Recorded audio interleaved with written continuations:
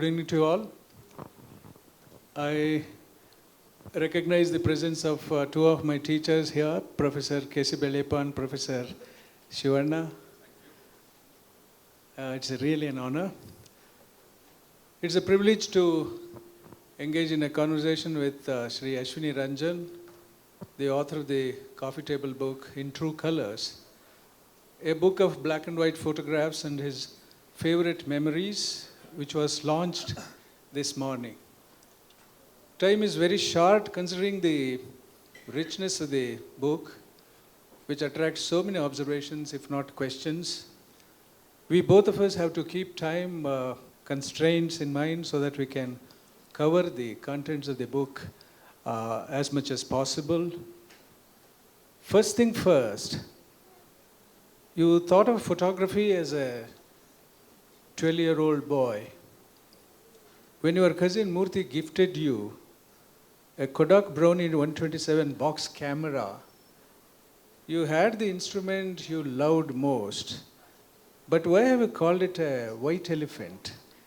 That is number one. Number two, what is your book all about? This is for the benefit of the audience. I have read the book with great interest. What is your book all about, and why do you call it In True Colors? Now, when I brought the reference to the Kodak Brownie 127 box camera and your cousin Murthy and all that, I certainly have Shivarampet and Murugan Studio. All these are referred to in the book. Kindly recall those memories. Thank you, Professor Naganna. It's really an honor to have Professor Naganna in conversation with me. In fact, there are two questions that you have asked me. One is my book is a journey of 22 years. It's not just a coffee table book consisting of photographs and short stories. It's more about people whom I worked with for more than 2 decades. And I have used black and white as a medium to portray the people in those rural areas. It's all about the bond I built with them, and as a consequence, they allowed me into their lives, into their homes, into the community. And I was able to take advantage of this acceptance to take photographs. And black and white is once again, color tends to disrupt or distract. And black and white is probably the color which comes closest to reality. And black and white enables you to look at pictures, look at features, look at expressions without any distraction. So that is as far as my book is concerned. And regarding your second question, why did I call the camera a white elephant, is simply because I always wanted a camera. And, but I was not wise enough to say, how do I sustain it? How do I use it? Where do I find the money to buy film? So when I possessed the camera, it turned out to be an elephant which I could not feed. So that is my problem of a white elephant. Wonderful. If one traces the trajectory of your career, you were a university professor to begin with, then you moved on and became a successful entrepreneur. Rural education caught your imagination subsequently, and finally you have become a photographer. There is an essay called My Tryst with T.S. Satyan in this book. The title transports us to the Nehruvian era, where Satyan was a great admirer of Pandit Jawaharlal Nehru, and we are all familiar with his iconic photograph of Nehru walking down the corridors of the parliament. In your photography, there is an overwhelming influence of Satyan. Tell us about your association with Satyan and the kind of advice he gave you as a fellow photographer. As far as Satyan is concerned, I used to see Satyan's picture as a boy of 12, 13, when I used to see the Illustrated Weekly of India, that book, but I didn't know that these were Satyan's photographs. But it took me many, many years later that I was able to find out who this man was, who was my childhood hero. And when I met him in 1998, I think, he had returned from Delhi, and he had various assignments around the world, and his photographs were displayed in the United Nations building. He was a famous man. But thanks to my chance meeting with his son, Nagendra, which brought me to Satyan. And lo and behold, when I found that Satyan was living not more than 5 minutes drive from my house, I said, wow, I have lost so much time. Anyway, I caught up with him, and what brought us even more together, more closer, is that by then I had started this NGO called Pratham Mysore, and I was working there. And when I met Satyan, he wanted to join me on my visits to the villages, and he captured a number of photographs. And in that process, this was an opportunity for me to watch him and learn from him. So 2 things happened in my life for me to become a photographer. One is my NGO, the other one is Satyan. Both of them came together, and I think it just opened up the doors for me to take beautiful photographs. I'm glad that you referred to Pratham Mysore. Actually, it began in a very modest way, just to supplement the government effort in improving the quality of education, especially in the government schools of underdeveloped or less developed areas. Now it has become a movement. Pratham Mysore has become a movement touching almost more than 2 lakh students and covering 12,000 schools and extending over an area of 12 districts in Karnataka. So there is a woman behind every successful man, they say, and it is absolutely true in your case. Mrs. Shashi Ranjan, your wife, who is right here in the audience, is the Aadhar Shruti. Shashi Ranjan is the Aadhar Shruti, both in your life, in Pratham Mysore, and also in this coffee table book. Please enlighten us on these aspects. I give a lot of credit to my wife. Honestly, there were a number of times I wanted to give up. Because working in slums, working in less developed areas, in poor communities is frustrating. Okay. And it is also, in the beginning, we had no financial support, and so whatever we were earning, whatever we were saving, we were flowing it into these areas. So she was the one who kept saying, let's go on. We are going to reach. And that was the time I thought I would finish my mission in 5 years. And today it is 22 years. And I will go on for another 22 years without reaching my goal. So, lot of credit to my wife Shashi. Thank you, Shashi. And yes, I needed that woman power behind me. Wonderful, great, sir. Shakespeare describes the young lady Miranda in his play The Tempest in a very special way. When she moves, she looks beautiful. I'm not exactly quoting, I'm just paraphrasing. When she moves, she looks beautiful. When she simply stands still, then she looks more beautiful. I'm reminded of this metaphor because your photographs and your writing vie with each other in highlighting your versatility. Your photographs are beautiful, your stories are more beautiful.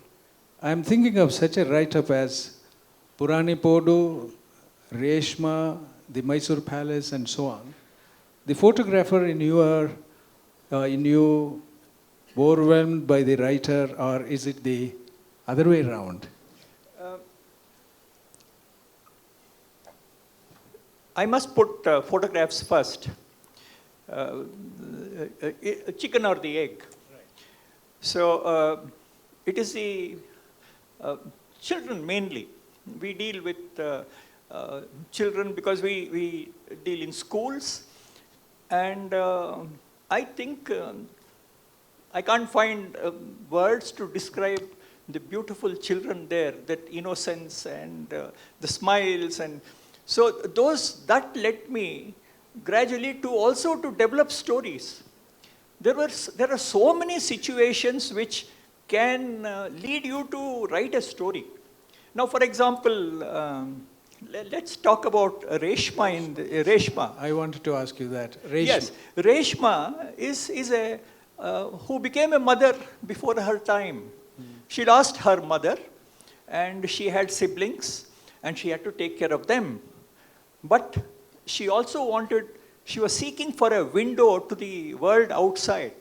So when she had done her job during the day, and in the evening, for a short span of time, she would attend a school to meet other girls or other children, so that she could maintain sanity in her life. Otherwise, she wouldn't have seen the light of the day. So these are the kind of stories you see when you see children or when you see people, their problems, their issues. See, these are the people who live in the shadows of our country. And many a time we don't get to see their life and reality in reality, yes. When Reshma enters the class dramatically, the teacher, you have in Pratham a wonderful arrangement where the semi-literate young women become teachers. When Reshma enters, the teacher drew your attention to Reshma, particularly her sportive spirit, her ebullience, etc., forgetting all those problems and privations at home.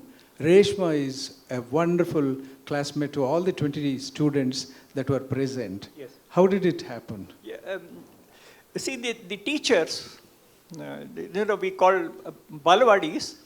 The teacher of the Balawadi is a resident of the area.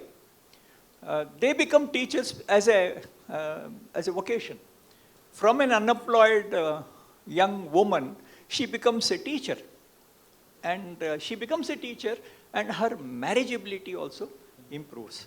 Since she is a part of the community, she knows every child and what the children are going through. So this personal contact and knowledge with Reshma is what she made Reshma as an example to us, to draw our attention to the kind of children that she has. Resilience, yes, especially. Yes. That grit, determination. Yeah. There are quite a few photographs in this particular coffee table book that are devoted to the Mysuru Palace and the Maharaja. Your photograph of the Mysuru Palace is unique and breathtaking indeed. Could you recall the adventurous story behind this rare photograph, which is taken from space before the advent of the drone photography? So the Mysuru Palace. I don't know, I have shared this story once before. True. When I wanted, as we all know, the Mysore Palace is one among the few. After Taj Mahal, Mysore Palace is the most photographed monument and also most visited. And for a person to take a photograph of such a common place in terms of photography, if you want to provide something different, then you had to do something different to say that this is what is unique about these photographs. So I wanted to take a photograph of the Mysore Palace from a height. And the only place I could find to gain this height was either the Doddagadiyara, that is the big clock tower, in the center of the city, or the Kakisha Mosque. So Doddagadiyara was shut. It was not functioning. And the only alternative I had was the Kakisha Mosque, a minaret in the Kakisha Mosque. And when I went and scouted and tried to find out if I could access that minaret, which is about 150 feet tall, to me, there was nobody to take permission to access that place.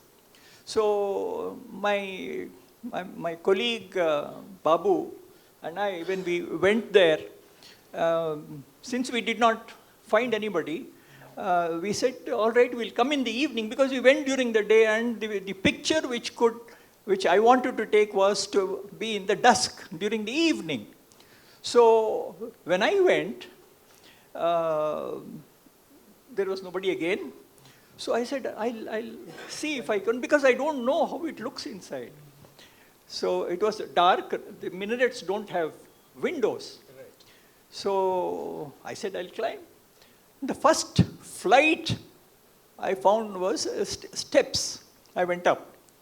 That was about, roughly about 100 feet I was able to. And the next 50 feet, there was only a ladder. Now, pitch dark, cobwebs, bats, it is eerie, and so now I had a choice. I had gone up alone. I had a choice now either to climb or come down. But having come halfway, I said, why not I still pursue? So I did. And, with a camera bag hanging around my neck, with a torch in my left hand, and at the same time, I'm trying to remember prayers which I could recall, which I didn't. So I climbed, and climbed, and climbed. And yes, I reached the top finally. And the bottom of the minaret is generally large, 10 feet. But on the top, it is conical, and there's only less than 4 feet. And there are pictures of that, if you can show, please. So when I went, there were 2 large loudspeakers, where the prayers are said, and azan. So I was there, and I wanted to take a picture. It was, from that height, the city was very attractive. So suddenly there was an explosion. And the explosion was the prayer. The azan started. Now, this loudspeaker the sounds are supposed to reach the other corner of the city. Now, I am standing here 1 foot away from that speaker. The sound went through me. It didn't bounce off me, it went through me. I literally had to shut my ears. It's painful, beyond a certain pitch. Sound can be painful. And I was hanging on to my ears and camera. For that moment, I was not worried about my camera. So, once it stopped, I knew my body was trembling. So for a long time, I could not focus the image that I wanted to capture. So finally, I took the help of the parapet wall there, kept my camera and took some amazing pictures. Of course, my colleague joined me, and that was a big relief that there was somebody to at least give me that moral courage. So I took some pictures, and that day, from that height, I swore that I will never do some foolish things like this. So by then, I think my limbs were at least 65 years old, and so I had to respect the condition of the limbs. So that is my story. So many a time, I tell people that it is not only the photo that you see, but it is also the journey to take that photo. That also makes it beautiful, and hence the need to tell a story. But it is worth it, because I wish you had shown that photograph. It's a wonderful photograph. That is a rare photograph indeed. Anyway, let's move on. There are 15 stories in this coffee table book. Yes. And then there are 113 photographs. As you feel, as we go through each story representing the photograph, I think you are really capable of coming out with 113 stories. But you have written only 15 stories. Especially A Road to Cross, that is one of the stories. It reflects our society's apathy towards the aged people, because the world believes in moving fast towards destination God only knows, but the old people cannot reach the other end of the zebra crossing. That is one story of A Road to Cross. Another story which caught my attention was The Matron's Laugh. Is equally interesting, because the moment a baby is born, everybody is anxious to identify whether the baby is resembling the father or the mother or grandparents or great-grandparents, etc., etc. So they will not be in a position to wait for the baby to grow into a child into a boy or a girl. Why this hurry? Because is it not an indication of our cultural aberration to immediately, as soon as the baby comes to this world, we want to identify whether it resembles the father or the mother or the grandparents, etc. I think it is curiosity. I go to the extent of describing it as a cultural aberration. And this Matron's Laugh is a wonderful story, and I have to listen to you how it ends. The ending of the story is very interesting.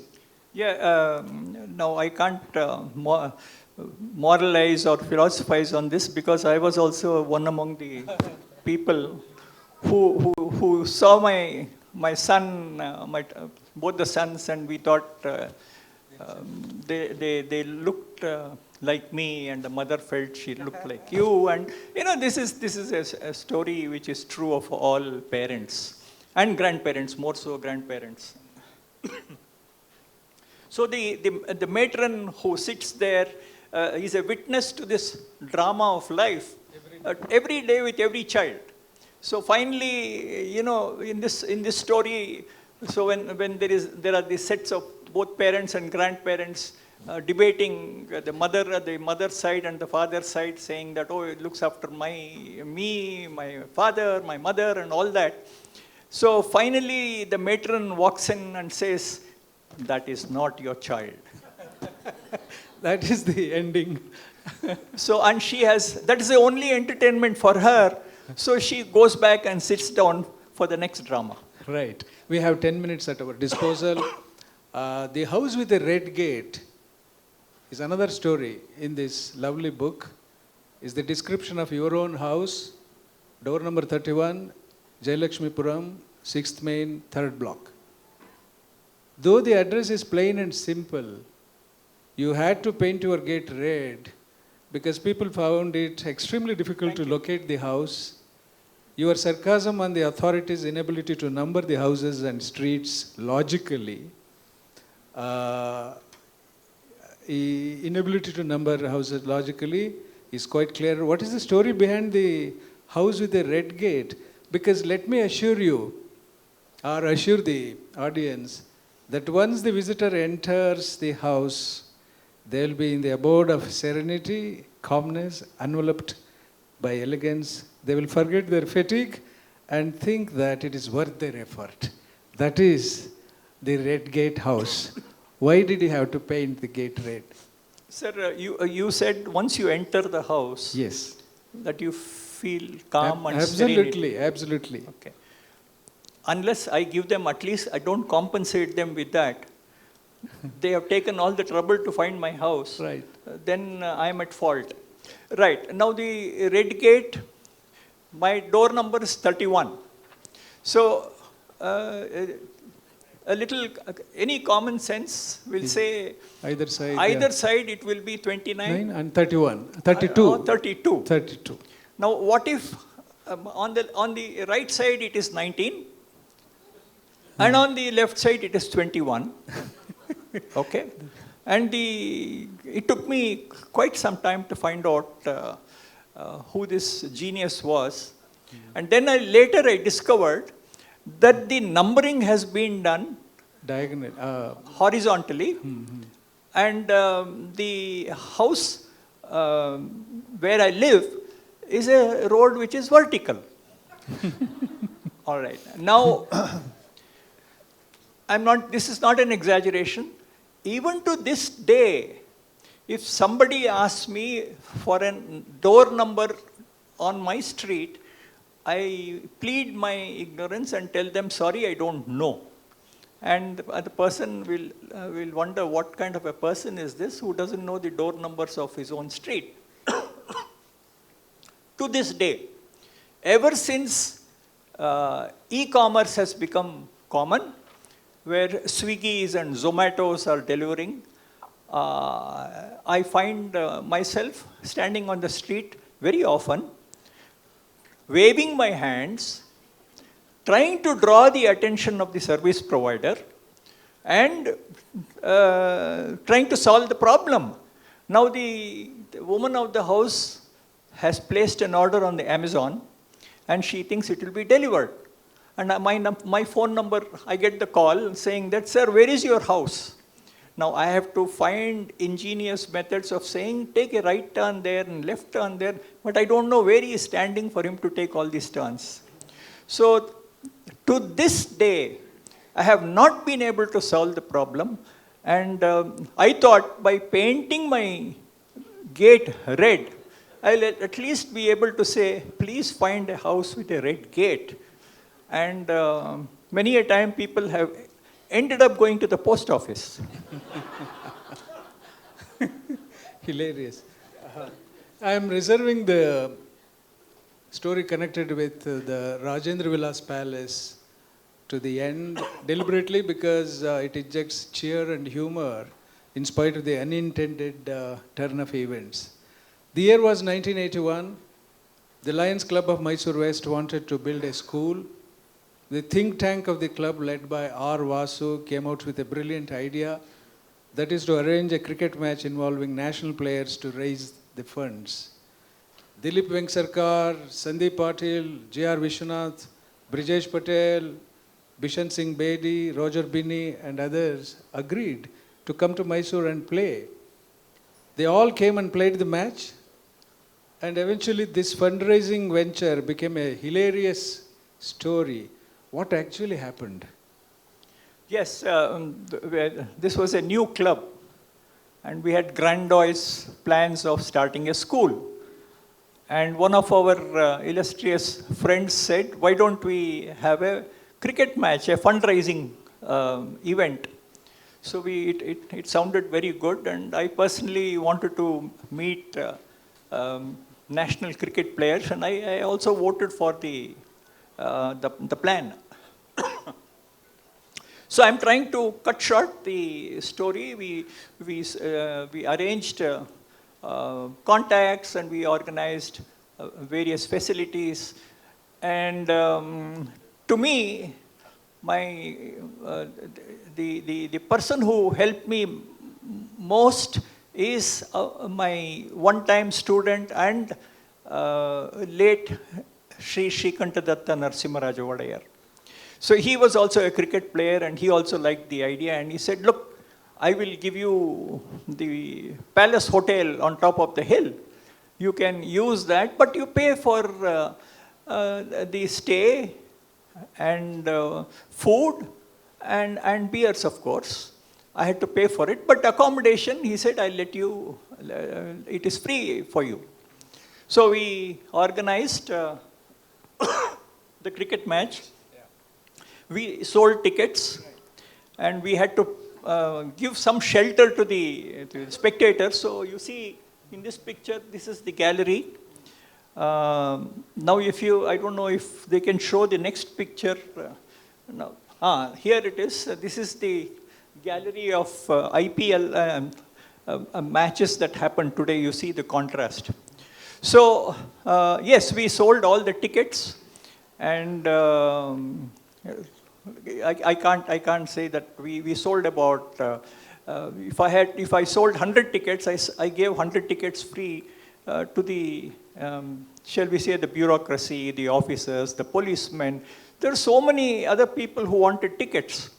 So we were not in a position to distinguish whom to give and whom not to give. So we gave it. And so the cricket match was slated for the next day. And the kind gods, the rain gods opened up and rains poured all night. Okay. And the next day morning, the pitch was as hard as cotton. So the pitch, you could not play on that pitch unless it dried up. So we went searching for a mat, you know, the cricket mat.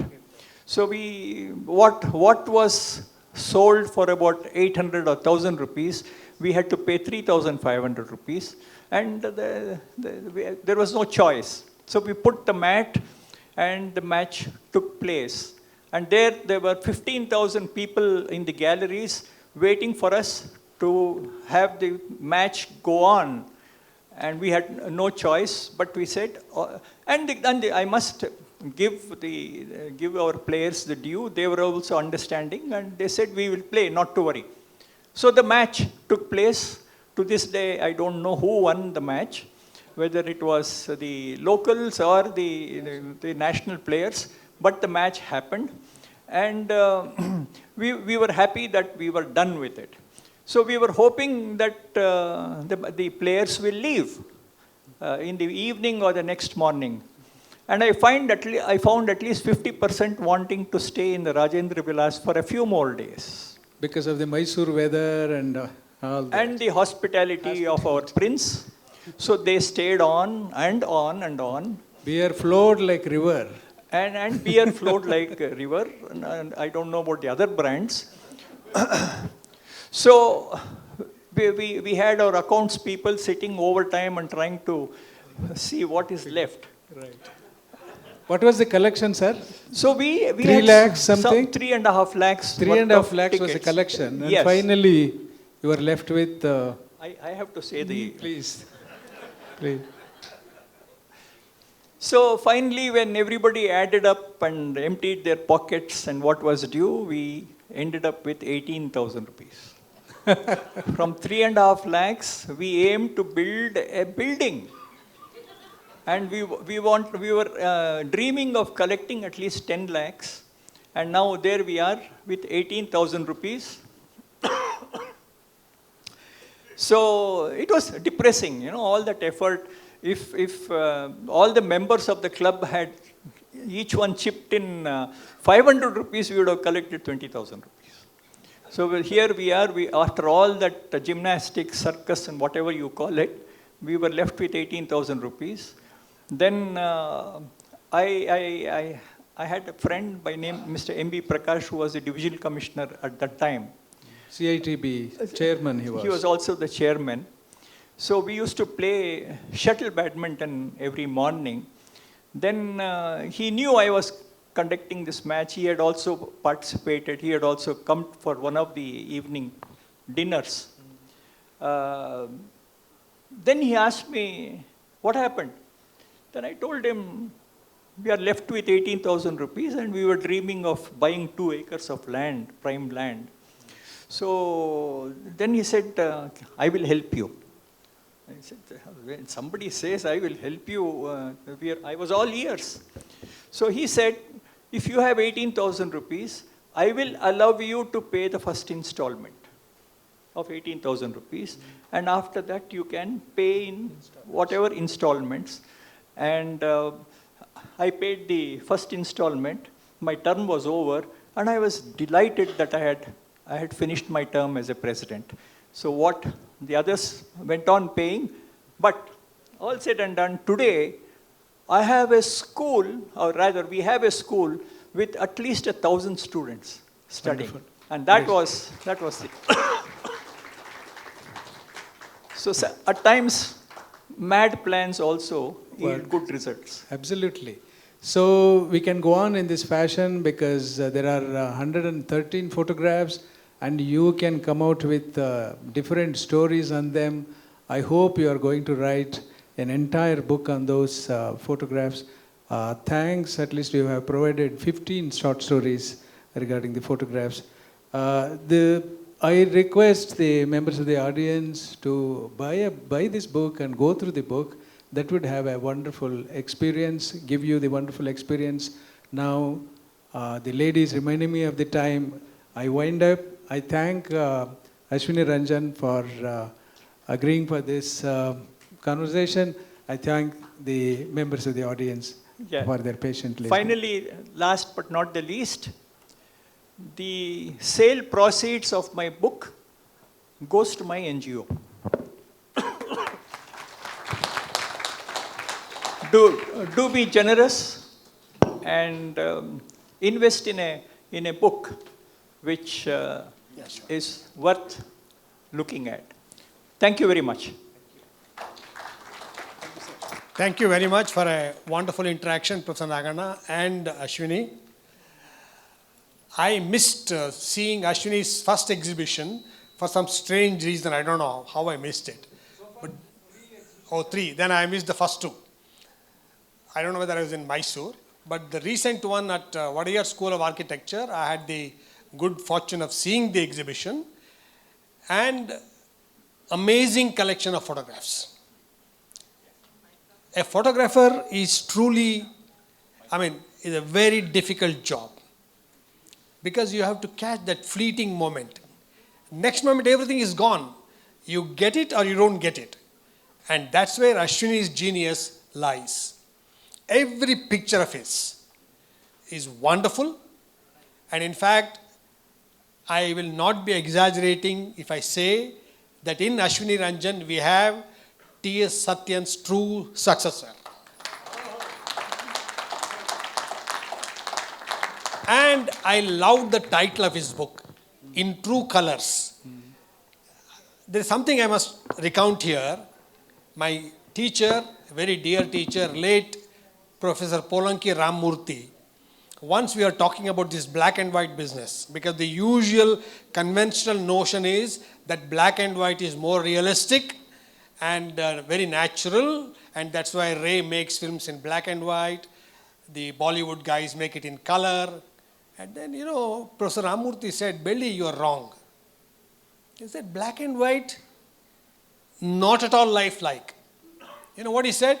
He said, Belly, where is black and white in nature? Everything is in color. There is no black and white. And suddenly, because he always had this ability to see things from a totally different perspective. And that's why, Ashvini, I loved your title, In True Colors. And that's brilliant. Congratulations. May you continue to photograph with greater energy and greater enthusiasm. Thank you. With your kind permission, may I also ask a question in the form of an observation? I have seen your book, Ashvini, today. I bought it and had a good look at it. Of course, I haven't read it as much, but I thought I should come and give you some suggestions. First thing is, I endorse whatever Belyappa has said, Professor Belyappa. It's true, you've made a remarkable book of this. But I feel, and this is, I hope you'll take it as a constructive suggestion, you have captured the school children, you've captured the idleness and all other features of village life, but you haven't captured the hunger, the anger, and the squalor, meaning the dirt and filth, and all such things which are there. The marriage functions and the tragedies that affect them so severely. But there's one which was very poignant to me, was a young girl of hardly 8 or 10 years old carrying a pitcher of water.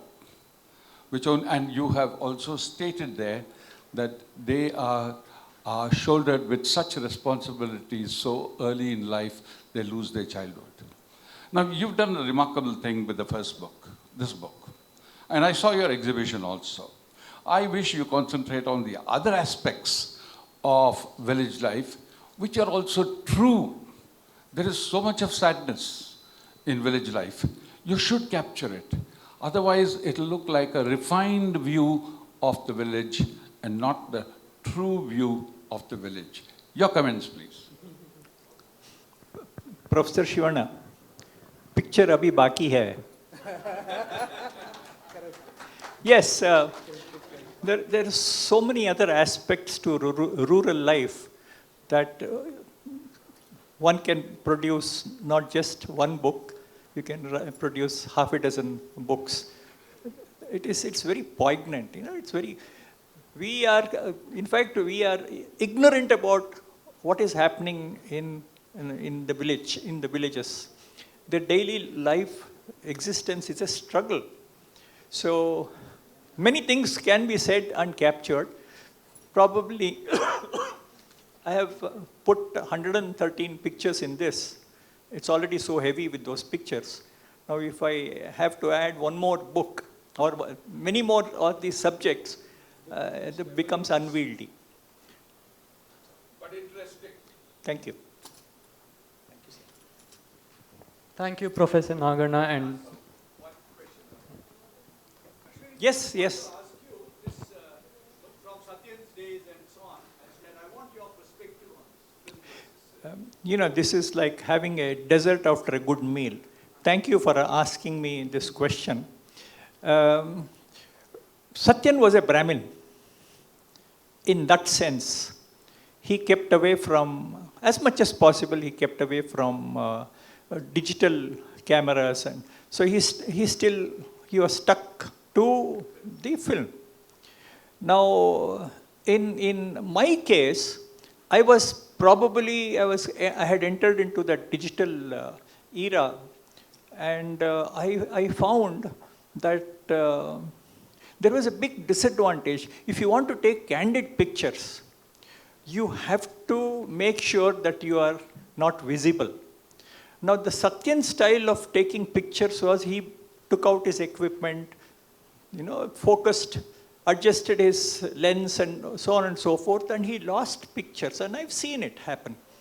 But he couldn't help it. So what I did was, I had to switch to digital devices, and I was able to capture the pictures he had missed. It's not that I was any better. What he achieved with his manual camera is amazing. I don't think I will ever be able to go anywhere near it. But I took the easy way out, entering the digital devices. And today I use my phone camera also. And I'm able to take good pictures because the audience do not know that I am taking pictures. So that advantage I have. Thank you very much. Thank you, Mr. Ashvini Ranjan and Professor Naganna.